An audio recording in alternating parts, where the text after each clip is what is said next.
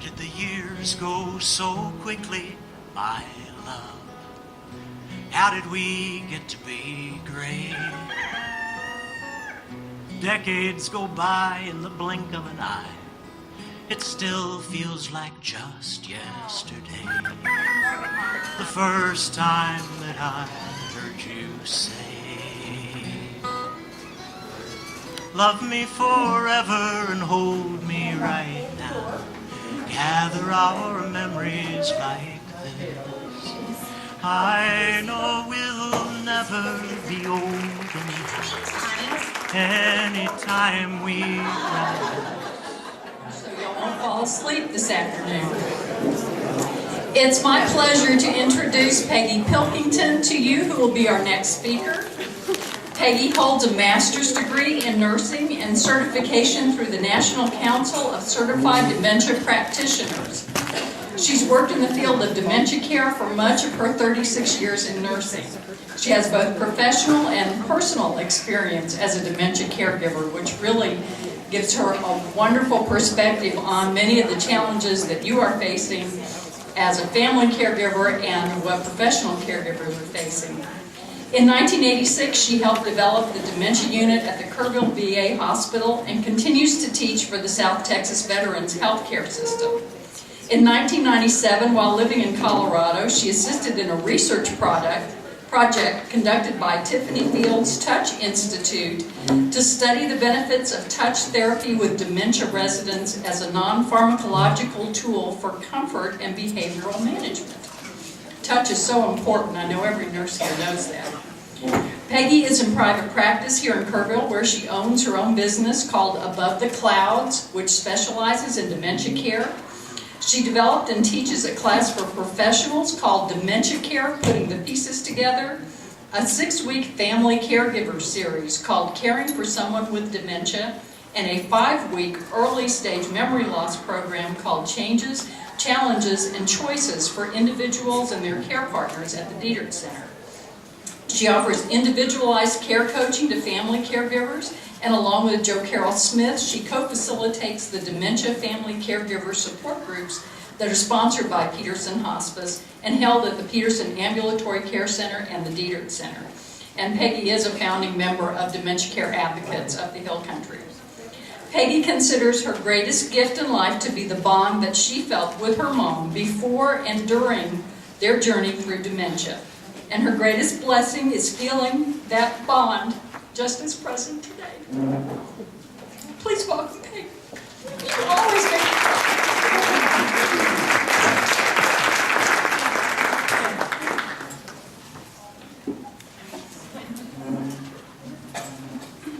Well, good afternoon. Lunch was good, wasn't it? It's so great to be an after-lunch speaker. This is fun. This is good. I want to start with a little thing called inner peace, and I share this with family caregivers that I interact with, but I think it's good for us all to feel some inner peace.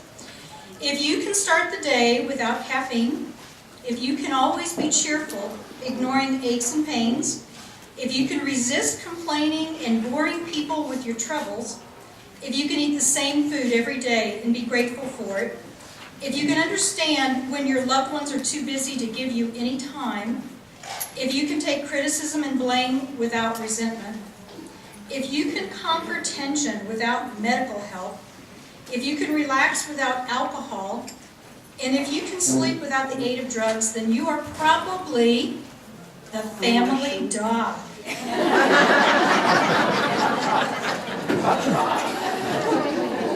Laughter means there's a lot of truth to that, or at least we all feel that way, right? Okay. Before I start, show me again who works in long-term care in the room. Would you please stand up? I want to thank you for everything you do.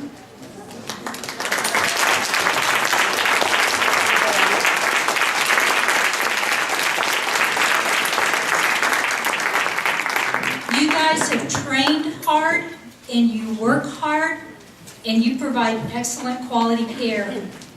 And when you forget that, or we forget that, I want you to remember that I said that today. And I thank you. Where are my family caregivers? Stand up.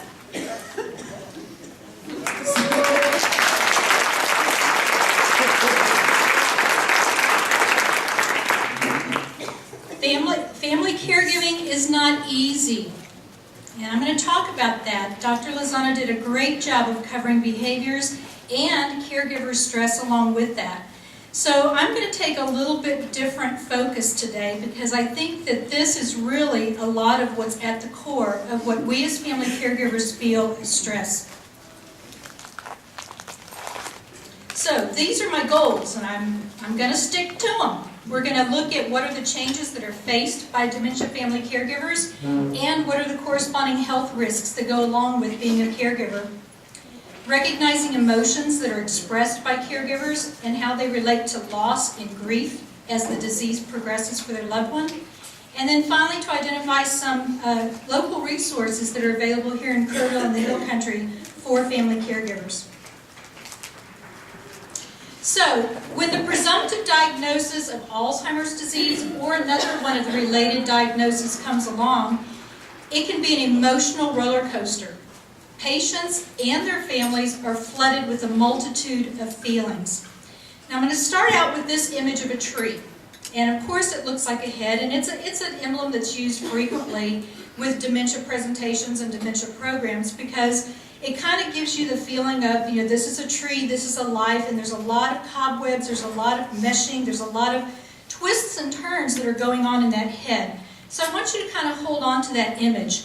And then I'm going to present you with an image of another tree, a tree that lives near me. I pass by it every single day, and I call this tree the perseverance tree. And I'm going to show you different angles and different images of this tree to prove that point and how it ties into being a family caregiver as well as how it ties into being the person who has dementia. So, having said this, I want to read to you a journal entry of mine, July 7th, 1997. I feel that a new chapter has begun in my life. My mom may have Alzheimer's disease. I feel this will be one of the most challenging and scary times in my own life, watching Mom change and not being able to do anything about it. My mom is a strong, independent, and confident woman, and I feel so sad knowing that she is aware of her own changing. I feel helpless, scared, angry, and sad, just as she probably does deep inside. I feel that I will need to reach deep into the part of myself that is going to be able to accept this and live with this. I want to fight it. I want to resist it.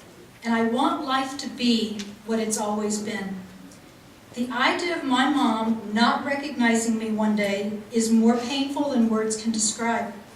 I have felt a oneness with her for so long, it is like losing me with her. A few months later, she was diagnosed with dementia, probably of the Alzheimer's type. She died December 1st of 2007. And I was her family caregiver the last 2 years. She was in my home, and we had the help of hospice come in. So, here's the tree that I pass by every day. And I call it the perseverance tree because these are the roots, but they're not underground. They're showing, they're facing the road.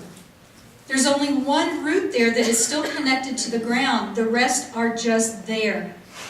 And to me, it looks like it could be a lot of different feelings. As a caregiver, I feel angry, sad, unsure, scared, and helpless. Guess who else had those same feelings when they left the doctor's office that day? Their loved one. Okay? So from the beginning, from the day the doctor says, we think your mom, your dad, your brother, your husband, your wife may have dementia, look at the feelings that come up, and they don't go away. And then you want to layer some other things as a caregiver. You go on to feeling exhausted, overwhelmed, unsupported, challenged, and sadly, many times as caregivers, we feel very alone. So as I go through the rest of the presentation, for those of you who work in long-term care, I want you to walk away just even more aware of what the family members are going through. And I know that you already know this, but I think reminders are good. And so you can understand when some days they come and the weight of the world is on their shoulders, and some days they stay away. And we assume they don't care. But we know they care, right? We just know that some days they have to stay away. And for those of you that are family caregivers, I want you to just have our promise and our commitment that we're going to hold your feelings sacred. And we're going to do everything in our power to make this better for you. So you're going to be looking at this from the perspective of a professional. And for those of you who are family caregivers, I want you to look at these emotions and the things I'm going to talk about and just be honest with yourself that yes, you do feel that. And to know that you're not alone. You're not alone. So here's another angle from the tree. Off to the right, there's those roots, that tangle, those webs, that plaque, that everything that goes along and all the emotions. But follow the trunk up a little bit and then look down. What's touching the ground? It's a branch. That's a caregiver. That's that person in the home who is propping their loved one up every single day, helping them to feel a sense of normalcy and a sense of being valued. That's the caregiver, is that lone branch propping their loved one up. So just some numbers, and some of these are very familiar to you. In 2013, look at how many millions of caregivers there were in the United States. 15.5 million. They provided 17.7 billion hours of unpaid care. And if you put a dollar sign to that, according to the Alzheimer's Association, it comes out to about $220.2 billion. That's a lot of care. It's a lot of time. It's a lot of money.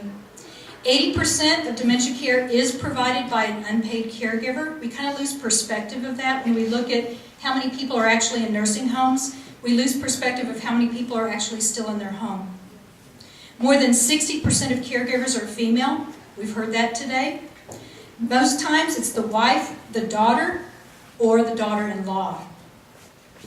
Women use emotion-based coping, and they report the most negative effects on their own well-being as caregivers. But, like Yvonne said, we have an increase in the number of male caregivers. And one of the differences that we know is that they use more of a problem-focused coping. Any of my male caregivers, can you relate to that? That when something would go on with your spouse, you wanted to find a way to fix it or make it better? Yeah. Okay. 63 years old is the average age of a caregiver. For someone over the age of 65, 1 out of 3 are in fair to poor health. So we know that caregiving can take its toll, and if you're already aged, or you're already frail, or you have health problems, it can take a toll even quicker. Adult children, the sandwich generation. How many in here are adult children caring for someone with dementia? Okay, we are the sandwich generation. We struggle with divided loyalties. We've got a husband, we've got kids, we've got friends. We feel pulled from all sides and feel squeezed for time. There's just not enough time in the day. So this is just kind of a portrait of what caregiving looks like. So, family caregivers, well then why would someone want to do this? These are the reasons. Family caregivers provide care, one, because they choose to. They find it to be rewarding, and it is rewarding. I mean, it's very, very challenging, but I can tell you that I have so many wonderful memories of caring for my mom. So many. A lot of challenges, a lot of pain. I choose to hold on to the good ones. I choose to hold on. Family caregivers do it because they feel it's the right thing to do. Okay? They're expected to. You know, someone in the family or someone thinks, well, you should do it. And sometimes they have to do it for personal or financial reasons. There is not money to pay for long-term care, and so they have to do it. My point is, a family caregiver is very, very rarely paid to do it. You know, as a professional, we're paid to. And it's not that we do it for the paycheck, we do it because that's where our heart is. But a family caregiver does it because that's where their heart is. They're not paid to. So there is a difference. Continuum of caring. In the life of a family caregiver caring for someone with dementia, they start off as a care partner. Now I want to show you the difference between the two. A care partner gives a lot of emotional support when their loved one is newly diagnosed and in the early stages. They encourage the independence of their loved one. So they're constantly trying to encourage them to stay active and stay independent. They participate with their loved one in decision making. They assist when they are asked to. They are that person's confidant. And they are their safety net. When it's a really rough day and they're feeling very exposed and vulnerable, that's their confidant and that's their safety net. So we start off as our loved one's care partner. We then progress to being their caregiver. As their disease changes and their needs change, we become their caregiver.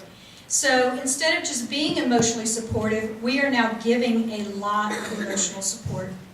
Instead of encouraging independence, we're now providing a lot of the physical care. Instead of just participating in decision making, we are making or executing their decisions that they put in writing. Instead of just assisting when we're asked, we're now assisting pretty much all the time.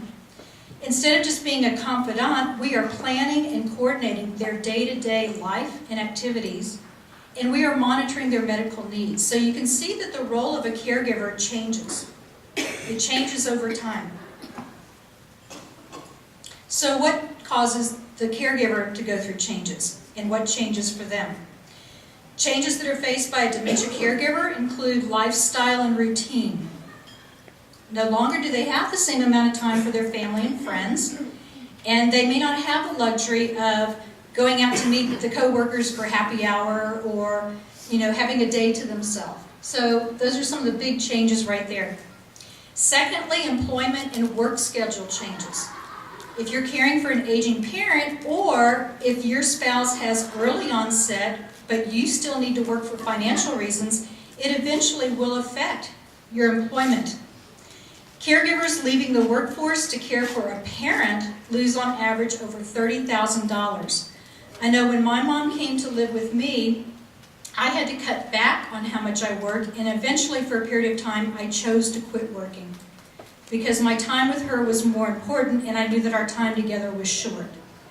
Some people don't have the luxury of doing that, and they have to continue working, or they start having a lot of absenteeism. So there's an effect on the caregiver.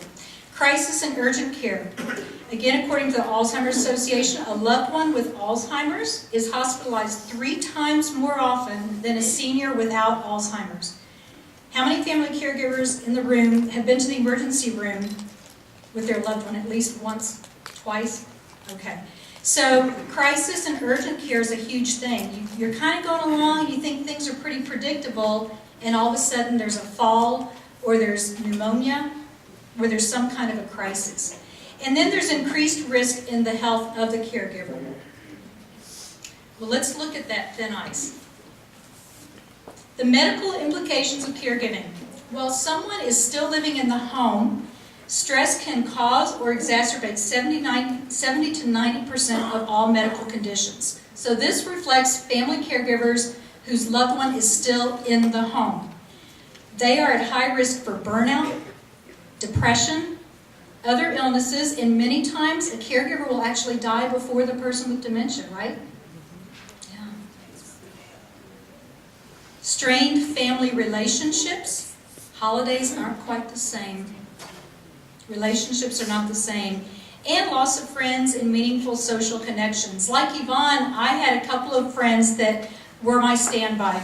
And I would say, if I need to call you and all you hear is me crying, don't feel like you have to fix it. Don't even feel like you have to say anything. Just let me do that. And when I feel ready, I'll let you know, goodbye, the call is over.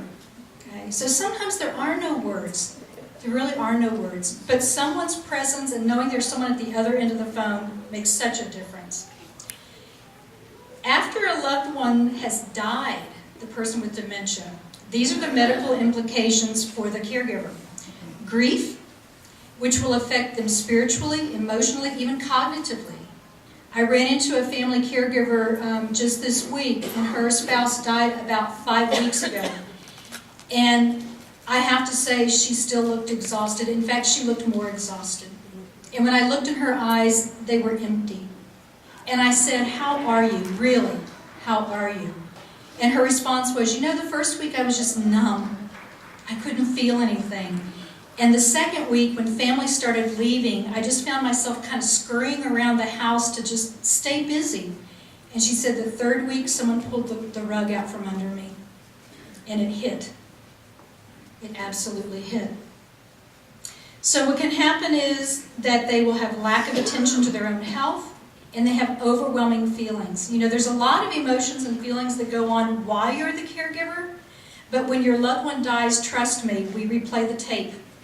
We replay the tape and we question so many things we did. You know, we play the tape of the good stuff, but unfortunately, we also default and we play the tape of what didn't go well. What could I have done different? What could I have done better? And that's part of the grieving process. That's part of the letting go and moving on. So, emotions. As caregivers, there are emotions. Maybe you scream in the phone at the telemarketer. I always tell this one, they don't know you, they won't remember you. Well, they'll remember you, but they won't ever have to run into you. So, I'm not saying that they're fair game, but I'm saying that if you need to practice releasing anger, leave the dog alone. Go for the telemarketer. Okay. You can see the girl on the right is just, it's like sheer terror. I can't believe this is happening. Or I can't believe my father, mother said that, did that. You know, some of my funny stories now are the most uncomfortable stories when my mom was alive. You know, the things that would come out of her mouth in front of other people. And now they're funny, but then, my gosh, I was like, oh my God, I can't believe my mom said that. So, and then there's anguish. Look at that middle one. There's anguish. You know, there's days that you just want to cry. And that's what you need to do on those days, is you just want to cry. I remember one day feeling so frustrated and so alone, and I just had to go for a walk. And I'm just screaming to God. I'm saying, why? Why? And my big proverbial why was really, why did you let this happen? Not to me, but to her. Why? And I got that voice. Have any of you ever had that epiphany, that voice, that aha moment? And the voice was, it's not for you to know why. It's for you to do. Understanding will come later.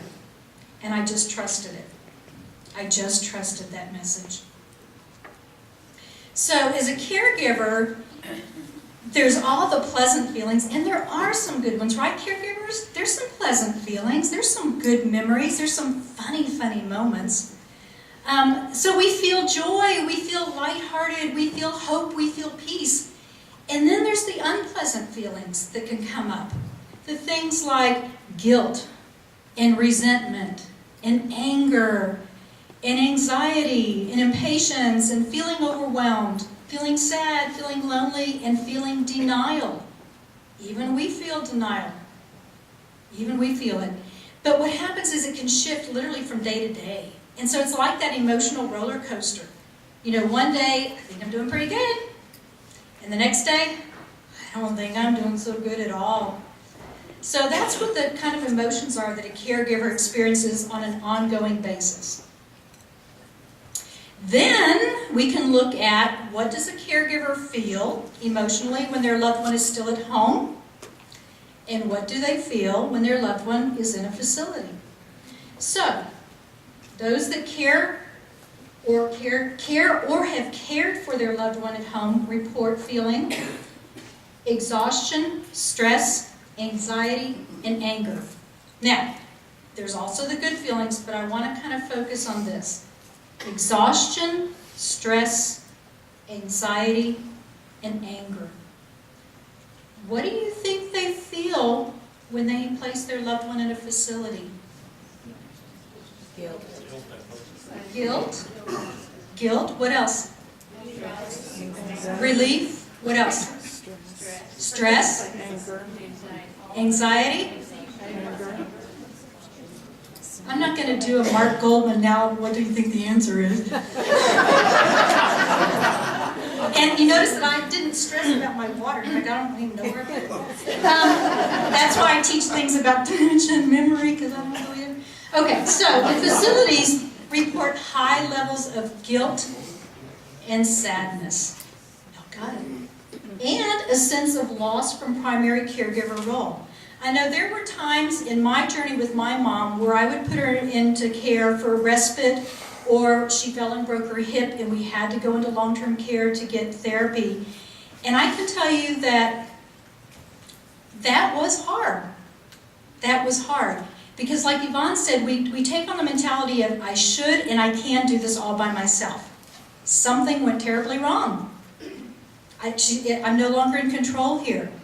But we need to not underestimate what a family caregiver feels in the sense of loss of their primary caregiving role. And that's why sometimes as professionals in long-term care facilities, we're faced with trying to help that family accept and to cope with their loved one being in a facility. And sometimes it may be related to the care they perceive that we are or are not doing well. We're human. We do our best, but sometimes our best isn't always good enough.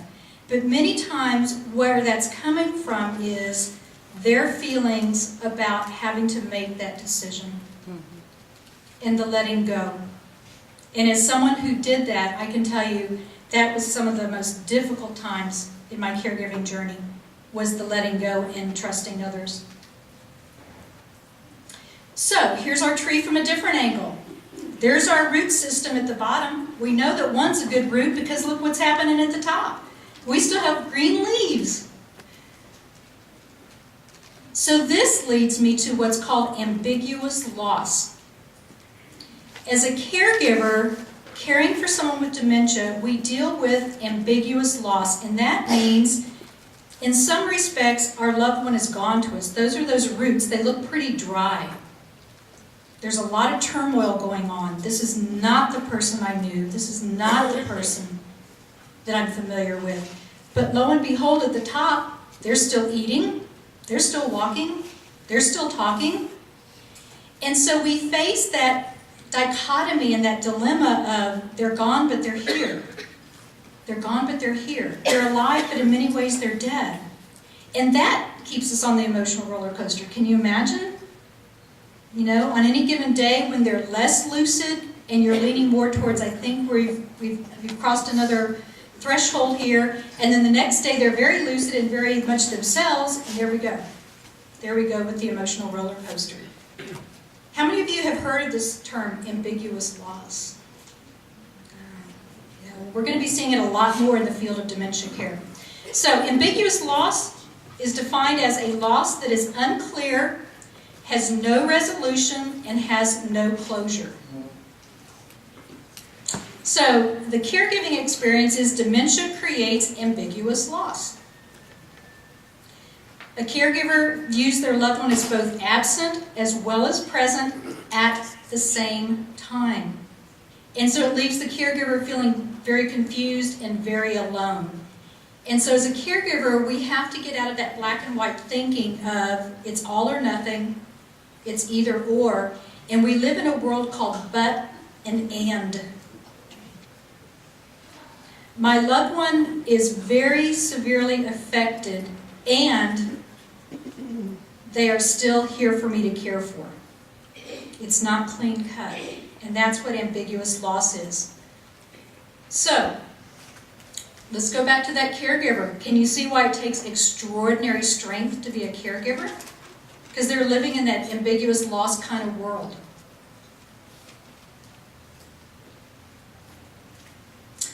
What a caregiver loses as far as relationship with their loved one.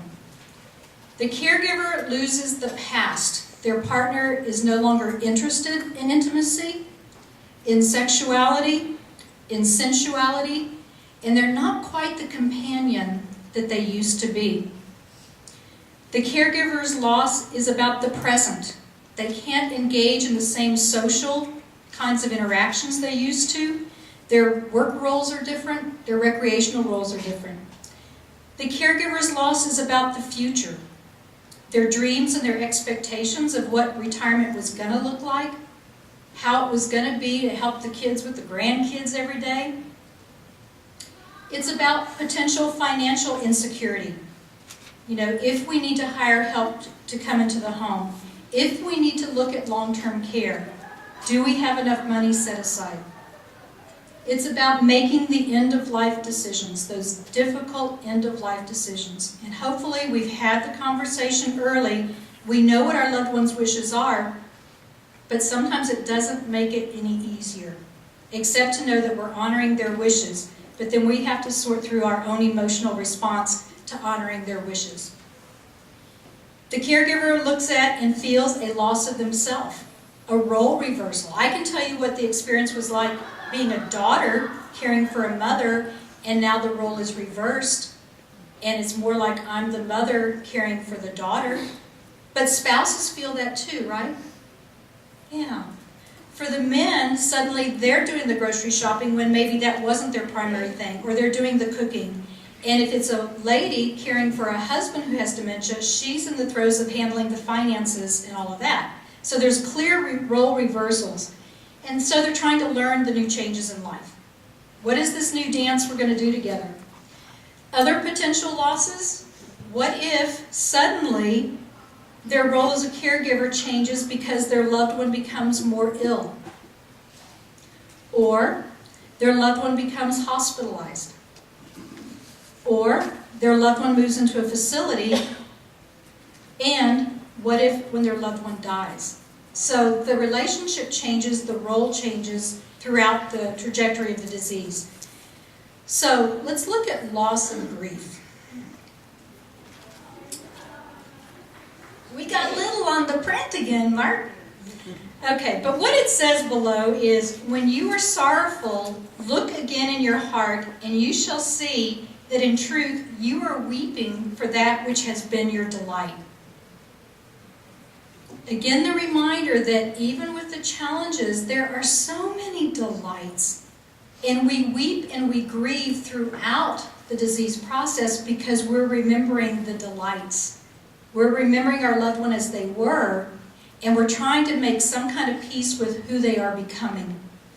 So my mom was a proud Marine. She served in World War II. She was a beautiful woman as she aged off to the right. She was also my mom. That's me in her lap. And then on the right is her at a special day at Take 5 at the Dietrich Center, where it was the week of the Oscars. And each participant got to be a movie star for a day. And I think it's ironic now that she got Rita Hayworth, since Rita Hayworth died of Alzheimer's. But it was a fun day. It was a fun day. So, the difficulty with being a caregiver sometimes is that we can't fix things. We can't change things. So, research done by Pauline Boss tells us the main cause of distress is not necessarily the burden of caregiving, nor the severity of the illness, but rather it's the stress caused by not being able to resolve the problem. So, what are the problems that caregivers can't resolve? A lot, right? We really aren't in control. We just think we're in control. We can't necessarily ease our loved one's suffering. We can try to make them feel better. We don't have control over their lives anymore. We don't know what roles to play, necessarily. We don't know when this is going to end. And that's another ambiguous thing, is on the one hand, we don't want to see our loved ones suffer, and on the other hand, we don't want to see them go. That's a tough one, all the way up to the end of life, when we know it's inevitable. But are we ever in our life really ready to let someone go at the end of life? No. No. And that's just a sign of our love. Not knowing whether they're doing a good job, considering there's often no positive feedback from their loved one, And sometimes extended family in the community doesn't give us a lot of, you're doing a good job. You're doing a good job. So we just have to dig deep sometimes and tell ourselves, maybe I'm not doing a good job, but I know I'm doing the best I can. And on any given day, that may be what you go to bed with. This is a great book, or an article called Living with Grief, Alzheimer's Disease. Unlike death-related grief, which begins at a single point in time, a dementia caregiver's grief begins with living circumstances and changes over multiple points in time. They do not just experience grief in anticipation of a future death, but rather they experience tangible anguish in response to that felt loss in the present, dealing with the present. So research does show that the losses associated with Alzheimer's disease are a little bit like the losses we experience with death. We also know that some of the grief reactions that caregivers face have to do with the social stigma that comes from the disease process, how we feel perceived or how we feel our loved ones are perceived by others. The societal view that grieving the loss of a loved one prior to their actual death impedes the continuation of the relationship. So it's kind of a double-edged sword. You know, I want to grieve and show my grief, but there's going to be that person who's going to say, but your loved one is still alive. You know, and in the back of their mind, they're thinking, you don't have the right to. You need to be focused on caring for them. Okay? But we still need to grieve. So the Marwitt-Muser Caregiver Grief Inventory is a tool that clinicians will use to assess caregiver grief even in the journey while they're caring for their loved one. And these are some of the statements that are included, that when they administer this test, these are statements that a caregiver would indicate that yes, I feel that, or no, I don't. I've had to give up a great deal to be a caregiver. I feel I am losing my freedom. I have nobody to communicate with.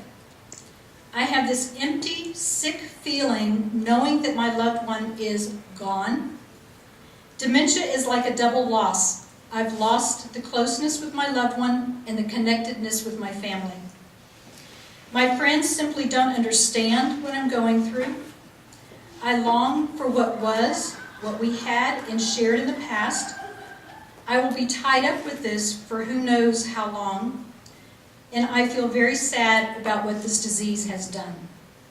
So again, this is a tool that clinicians use to determine where the caregiver is in their grief journey while they're still caring for their loved one.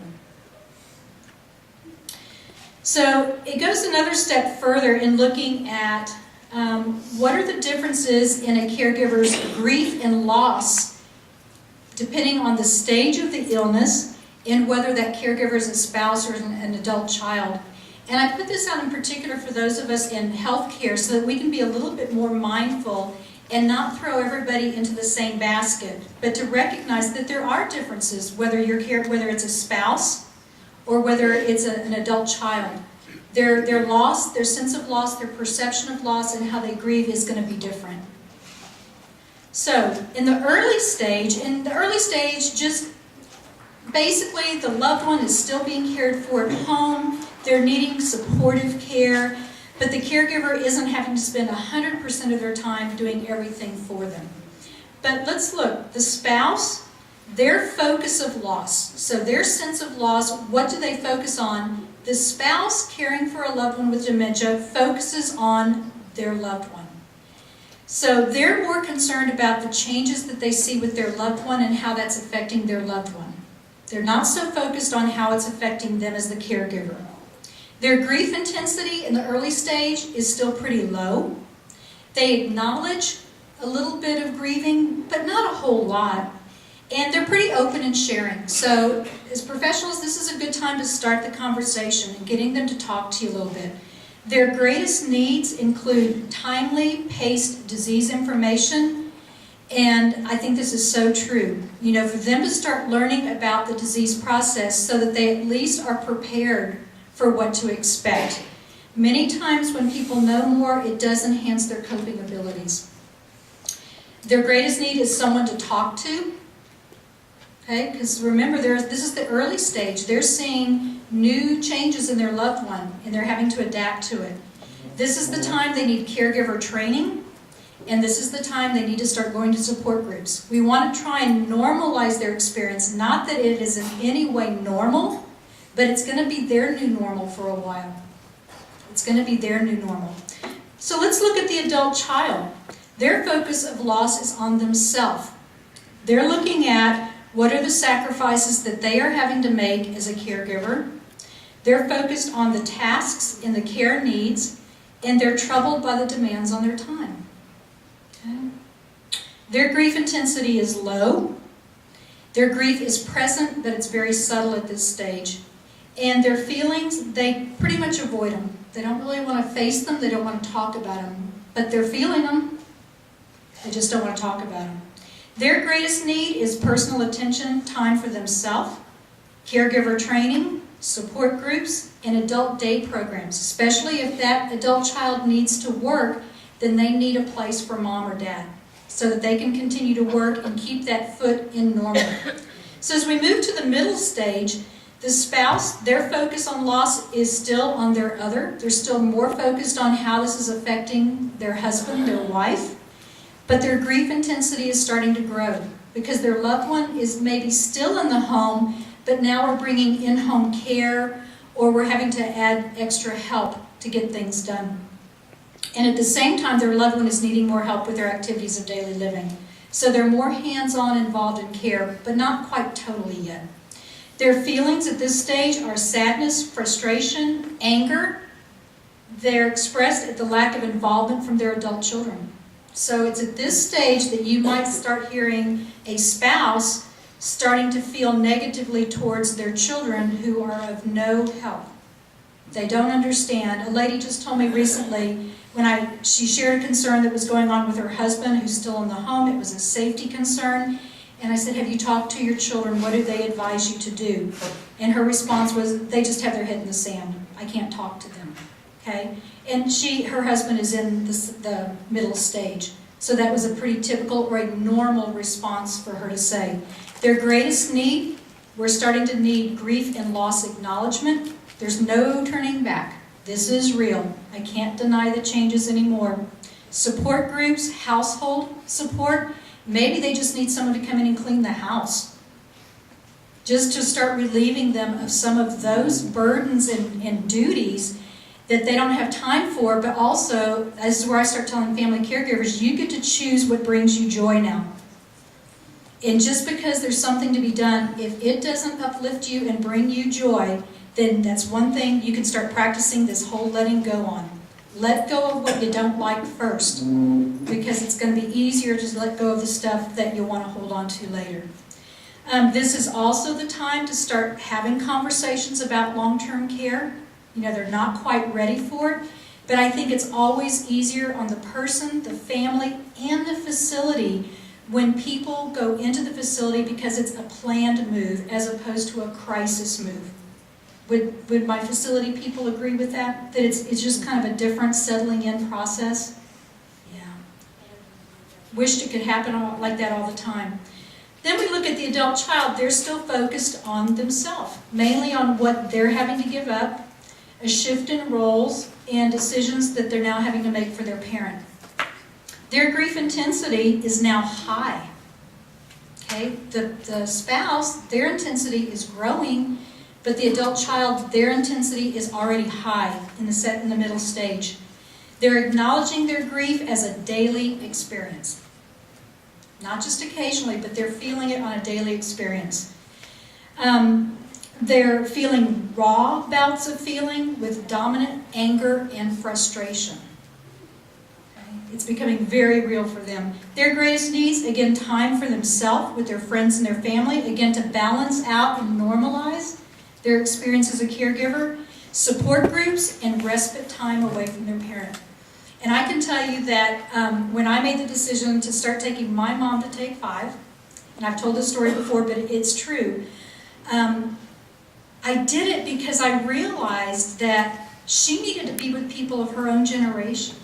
That as much as I liked being with her, she needed to be with people of her own generation. And she needed to be with people who were experiencing similar things to her, where it was a win-win. It didn't matter what came out of her mouth. It didn't matter what they talked about. The fact that they were smiling and having joy.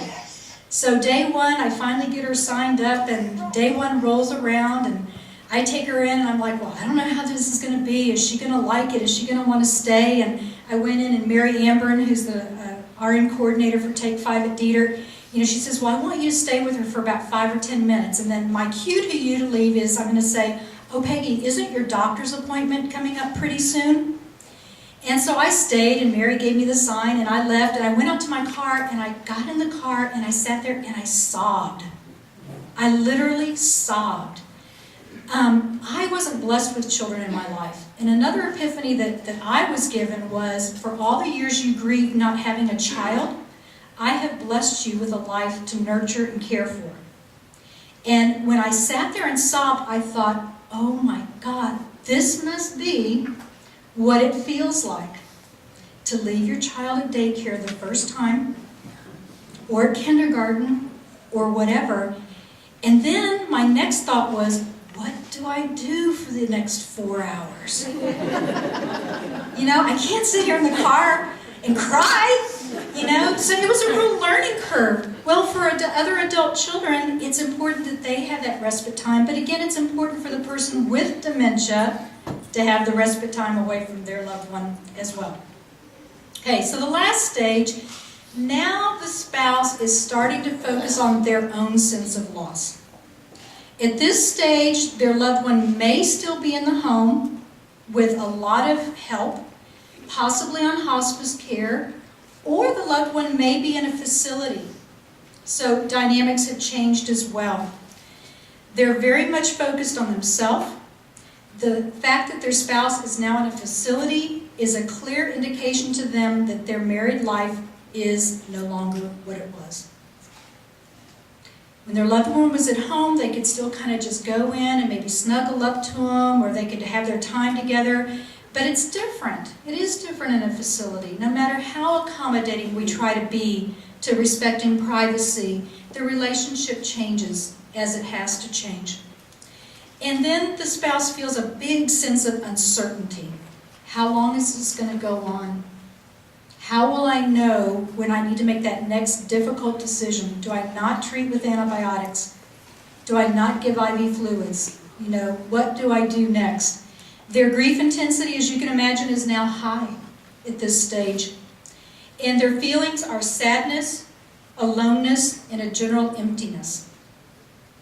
Their greatest need, the acknowledgement of what they're feeling, their grief and their loss, emotional support for that loss and that grief, and family and friend connections.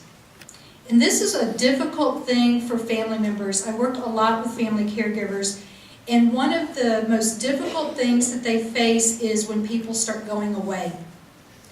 I've had people tell stories. We've lived in the same neighborhood for 13 years, and as soon as my wife was diagnosed with Alzheimer's and started showing the symptoms, people didn't come around anymore. And what I say to them is, I'm sorry. I'm sorry that you're experiencing that. And I'm asking you to teach them a different way of treating you. They don't understand the disease. They don't understand what you need. Let's build some bridges and try and bring them close again. For an adult child, at the late stage, now their focus of loss is on their parent. There's a shift from their individual sacrifices. They're experiencing a profound sense of loss and the impact of the loss on their relationship. Suddenly they're realizing the roles have really, really reversed here. I no longer have that parent who is the wise counsel that I can go to and say, I'm just really having a tough time. Can you help me make a decision? They really, really feel the impact of that. Their grief intensity is high. They're feeling that deep, deep grief of the soul. A lot of remorse, a lot of, I wish I'd taken advantage of listening better as a child and as an adult to the wisdom of my parent. I felt that, and there's still days I do feel that. I think, Gosh, I wish I could remember that story about so-and-so in the family that my mom used to tell me when I was a teenager and I didn't care. I wished I could remember it now. The greatest need, emotional support for their loss and grief, and family and friends connection. So you see that it's a little bit different for a spouse as it is for an adult child. And so for those of you that are a spouse or an adult child, honor that and accept that about yourself. That what you're feeling is to be expected. And for those that are professionals, understand that when you're interacting with a spouse, it may play out a little bit different than when you're interacting with an adult child. And honor that as well. In addition, there's some differences between men and women when it comes to grief and caregiving. Okay, I'm going to say this, and I'm going to see how many men say, or yes, you are right. Men are more likely to take on a managerial role. And that's not a negative. I don't mean that as a negative. They're more private, engaging in solitary or secret grief. Does that mean they don't feel it? No, not at all. They mourn by intellectualizing their emotions through denial. I'm fine. I'm okay. Nope, I don't need anything. They indicate they feel more anger, fear, and loss of control. They become immersed in activities or exhibit more addictive type behaviors. That alone tells you they do feel it, right? They feel it, and it's so difficult. Women express their feelings early after a loss, reach out more for social support, are seen to express more sorrow, depression, and guilt, and are more willing to talk about their loss. And I think that's just part of how we're raised, right? It doesn't mean one is better than the other, one is right or one is wrong. It means we need to honor the differences. That's all it means. Honor the differences. So complicated grief. We've got ambiguous loss. My loved one is here, but they're not here. They're able to do this now, but later they can't. The complicated grief experienced by dementia caregivers. Disenfranchised, that's a big word. Disenfranchised loss and grief. And basically that is just the inability to openly acknowledge or publicly mourn the losses due to the stigma and secrecy of the disease. Common causes, our loved one does things that embarrass us in public or in private. Day-to-day losses may not be acknowledged or appreciated by other people, and that's because of their own discomfort and not understanding. Caregiving is perceived as not having the right to grieve because their loved one is still alive. And when the dementia loved one suffers sudden change in condition, other people will say, well, that must feel like a blessing to you. You know, and family caregivers go through this all the time when their loved one dies. And people say, well, that just must be a relief to you. Or, well, now you've got your time back. And it's not that people say that to be nasty. They don't know what else to say. They don't know how to provide comfort. That's all that is. They're not bad. They're not wrong. They're trying to say something to make the caregiver feel better. But sometimes it doesn't make us feel better. So what the caregiver may show is shame, humiliation, embarrassment. They may isolate themselves, and they may feel depressed. And then as a caregiver, we experience sudden loss and grief. Our loved one has an acute episode. They fall and break a hip. That's pretty acute. And so it requires a sudden change in even living arrangements. So the caregiver has gone along feeling like everything, things are okay, things are kind of normalizing, and there's an acute change. And then they may even be in a situation, because we know how that can play out for the elderly, and we certainly know how it plays out for the person with dementia. They fall and break a hip, they have surgery, they might get pneumonia, and we know that slippery slope. And so for the caregiver, their life is going from this to this in a very short period of time. Very short period of time. There's delayed grief. You know, they're accumulating so much throughout the day, and they're dealing with all these little losses that there's the delayed grief. You know, they haven't gotten to finish grieving one feeling and one loss, and now here's others compounding. So these folks might be showing denial, numbness, regret, and anger. So when we're interacting with them, be open to that. That when they show that, it's not necessarily a reflection of us as caregivers, but it's a sign of, I need help, and please support me. So how do we help? We acknowledge and appreciate and directly help. One person cannot do it by themselves. We offer them emotional and physical support because it can be very isolating. And we normalize that ambiguity of their loss to try and help them promote acceptance and foster hope. Ways we can help. Allow them to share their stories. Allow them to cry and be sad. We don't have to say it's okay. It's not okay. We don't have to say it's going to get better. It's not going to get better. But we can sit and listen, right? And look them in the eye and touch them on the shoulder. If you're willing to listen, ask them if they want to talk about their loss. I sense that you're feeling sad. I'm here if you want to tell me what you're feeling. But don't pressure them to. Don't pressure them to. Show them ways to journal or write. For me, journaling was a real healing throughout my journey with my mom. It allowed me to just be very honest with what I was feeling and experiencing, and to be able to look at that and keep it out of anything that I might accidentally say to her that could be hurtful. Remind them of the importance of their own health. Help arrange for sitters. Suggest that they make a memory book. And even recommend therapy. I'm working with a family caregiver right now who really would benefit from some good therapy. You know, we're beyond just looking at how is this disease affecting me. It's really time to get some grief work. So here's some local resources. Tina would mention we have a group here called the Dementia Care Advocates of the Hill Country.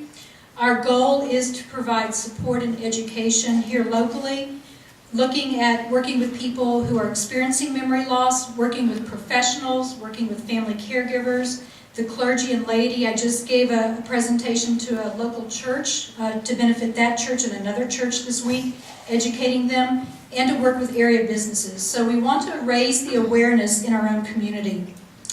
The founding group includes myself, the Kerrville First United Methodist Church, the Joanne Iman family, Peterson Hospice, and Peterson Regional Medical Center. We all came together and said, we want to make a difference. How can we work collaboratively, and how can we get this movement going in our community? So these are some services that are available locally. These happen to be housed at the Geriatric Center. The two classes that Tina mentioned that I teach, the Geriatric Center sponsors those, and so they're held on-site at the Geriatric. It's the Family Caregiver class. It's a 6-week program. We meet 1 day a week for 2 hours. Their loved one can take advantage of Take 5, which is the adult day respite program, while they come to class. Changes, Challenges, and Choices is one where the person who's newly diagnosed comes through with their care partner, typically a spouse, but it could also be an adult child or a brother or sister. And this program really emphasizes coping skills and ways to stay engaged and active in life, and to start making decisions for later in life while they can still do that effectively. Take 5 is the adult day respite program, and there are other programs at Geriatric that do support caregivers as well as people with dementia. My business, I provide education and training. I also do personalized care coaching where I'll meet one-on-one with family caregivers, possibly even go into their home environment and assess it to see are there things that we could adapt that might lower stress for the caregiver and might modify some behaviors for the person. I also participate as a co-facilitator of the Dementia Family Support Group. Peterson Regional offers a lot of services. One of the things Dr. Mahindala even talked about was the driving skills screening, where someone can voluntarily have their driving skills evaluated, where the test looks at memory, it looks at cognition, it looks at motor skills to see if they are still capable and safe behind the wheel. Also, there's a lot of support that comes out of hospice as well as palliative care, including a program called Pathways, where they will assign a volunteer to give that family caregiver respite on a weekly basis. So here's our tree. We're back to, we've added something, and that something that we've added is us. It's all of us who either care for or about someone with dementia, whether we're a family member or whether we're a professional. We honor the roots that are bare and exposed and vulnerable that that person themselves is experiencing, as well as what their family is experiencing. We honor the ambiguous loss of they're here, but they're gone. And we reach over and we provide that sheltering branch and we say, we've got you. You're not alone. Thank you.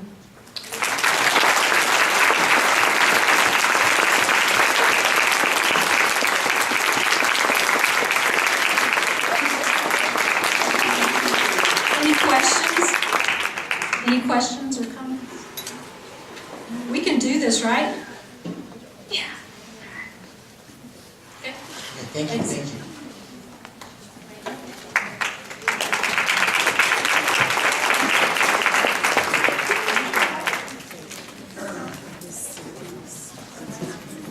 Okay, what we're going to do next is have a drawing, and then we're going to take a break.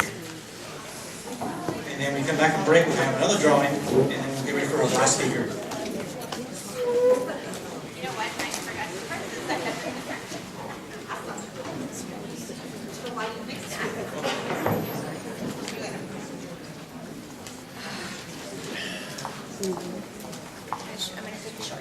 So what do you guys think about the conference so far? Oh, wonderful.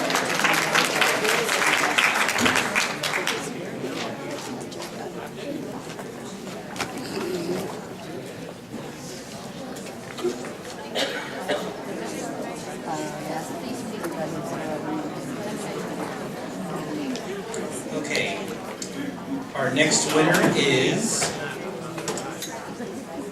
Elda Salazar. Where's she at? Raise your hand. Where are we going? Elda? Oh, there she is. Okay.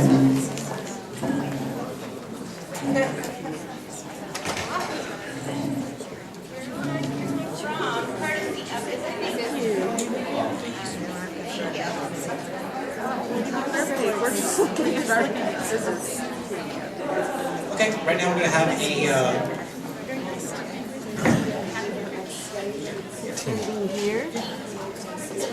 okay, it's going to be a 15-minute break. We're going to have a good time to stretch, get up and stretch, use the restroom, Did you visit our vendors. and expecting icy roads out there? 10, 15 minutes. I was hoping you carpool with somebody that would share the road from. No, I'll be okay. You know, and I thought about riding with you guys, but you know what? Where did the years go so quickly, my love? How did we get to be gray? Decades go by in the blink of an eye. It still feels like just yesterday. The first time that I heard you say, love me forever and hold me right now. Gather our memories like this. I know we'll never be old anyhow. Anytime we reminisce, I'll be as young as you are.